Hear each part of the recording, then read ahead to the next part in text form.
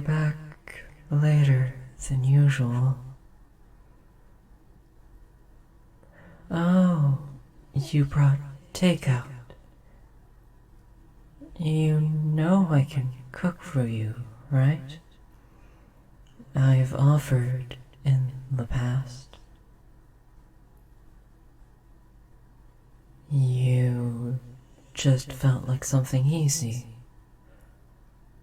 You could just say that you don't like my cooking. I won't take offense to that. It's rather hard to take offense of something when you're dead. I appreciate your kind words. But really, if there's anything cooking related I can do and that you like, feel free to just call the landline in here. It's the only way I can actually listen to calls. Speaking of, you received a call. I think it was a wrong number, but it was someone complaining. Your manager? Oh, I see. Oh, right. You gave the landline number for your office. That's understandable. Most people don't seem to like being bothered on their personal devices, from what I've seen. Even though it is currently 2023, it gets confusing at times. We've advanced so quickly. This type of stuff wasn't even dreamed of when I was alive. And to think that in just the past 60 years, advancements just skyrocketed. Quite literally, in some cases.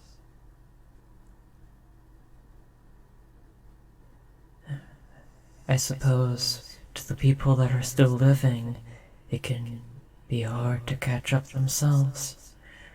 It feels like the world moves too quickly for everyone.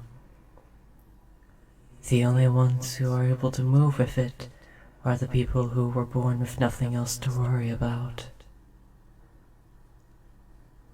But it's alright. Deep down, I believe everyone feels like that. Nothing really changes, just the appearance of people. Which some might see as devastating, but others find comfort in it. The thought that the struggles you're going through and the pain you're suffering is not so different than your ancestors' pain, or even the pain of someone somewhere else. Humans are such interesting creatures, aren't we?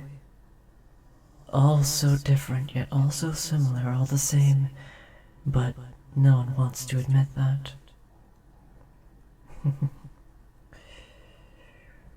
Anyway, do you want me to get you anything? Like I've stated before, it gets rather boring with no one here.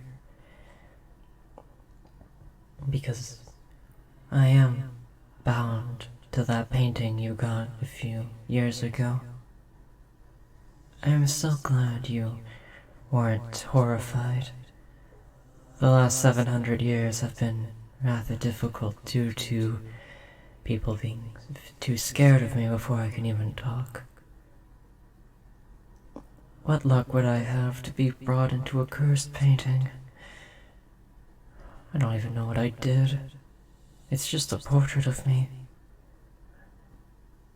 It's rather strange, if I say so myself. But while some might see eternal life within a painting as a curse, I do see it as quite an interesting blessing. I always wanted to know what things would be like in the future. But most of us resign to the fact that we would never know. I am one of the few lucky ones who do. And even now, my curiosity hasn't left me. What will happen in another 700 years? What scares me is what happens if the painting rips, tears, and is destroyed. Does that hurt me? Will I die a second time? Perhaps I will pass on finally. But deep down, I'm afraid that the eternal darkness that so many of you believe exists is what is real. Considering my heritage, I was brought up with the idea of heaven, hell, God, and when you live this long, or should I say exist this long, you start to doubt the things that were so engraved within your psyche.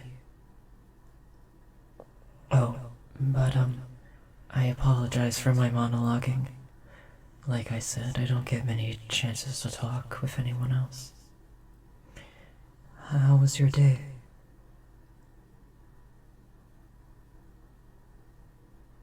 Yeah, your manager wasn't very nice. Any other things, or? It's fine if you're in a bad mood, but nothing much happened.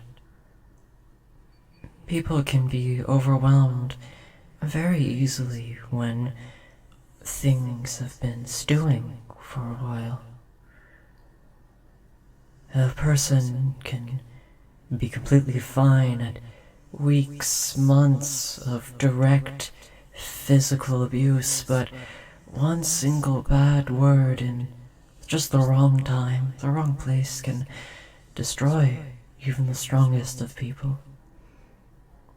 You don't have to find yourself weak for feeling like something so small overwhelmed you.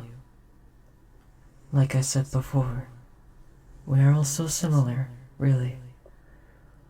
People online seem to believe that because other people suffer, you can't suffer.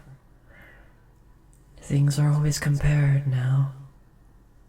It's sad in some ways.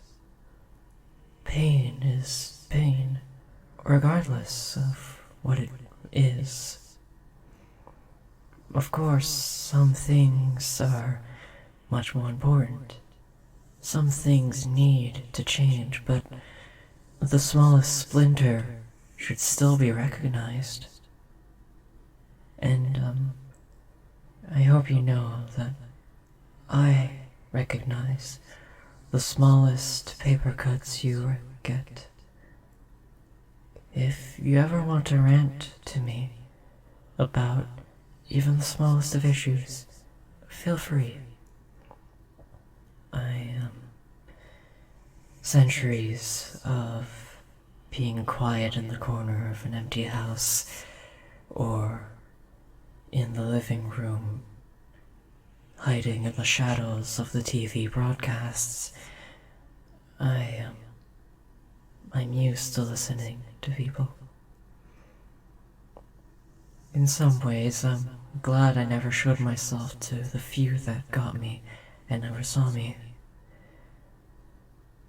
When they spoke, ranted, I feel like I helped in a strange way. I think deep down we're aware that we're not just ranting to an empty room sometimes. Sometimes when you're ranting at the well on the TV, deep down you know there's someone at the bottom.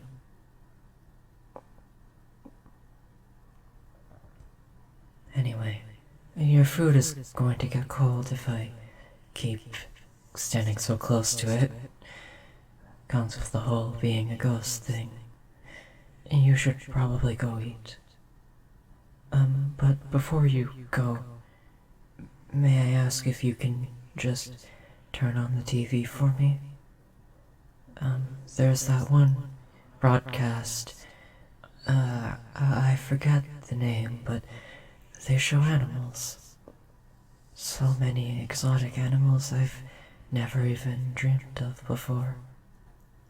Living in a single country for most of your living life and being bound to a painting makes it very hard to see animals. I've always loved animals. Are you aware of the one I'm talking about? Yes, that one. Yes, if you could just turn it on for me. Thank you. Just, let me know if you need anything.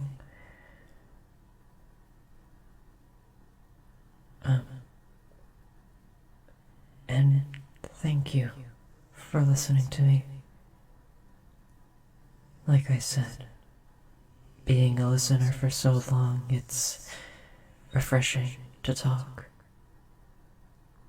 Even though we do have our occasional conversations, I treasure each and every one. So, thank you from the bottom of my heart, or lack thereof. Go and enjoy your food. And do what makes you happy. And remember not to feel guilty about it. You are valid, just as much as everyone else. Alright. See you later.